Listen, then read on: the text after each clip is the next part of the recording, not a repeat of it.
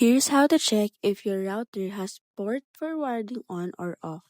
The first thing you're going to do is go to your browser or Google and search for router-network.com, and you'll be able to see there the porter check website. Now go to the settings and go to the network that you're currently connected with, and then copy the router number or the IP address.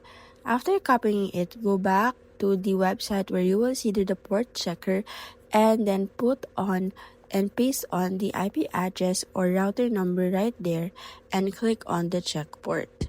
Afterwards, you will see there if your port is closed or open, or if your port has a port forwarding on or off. So as you can see, it is currently off.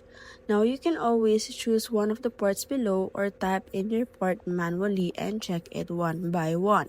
So as you can see, I am checking it on port 135, and as you can see, port is still closed.